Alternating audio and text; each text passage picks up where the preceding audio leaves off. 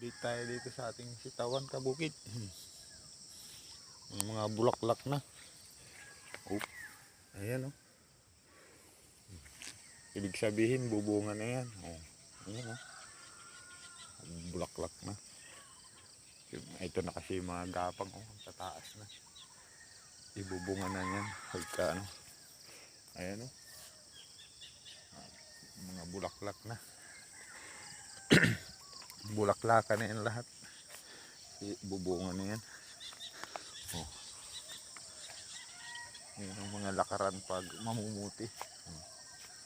Ano, ang mga bulaklak na, malago na. Ito yung aming palayan. Ayan. Sitik din sa bunga.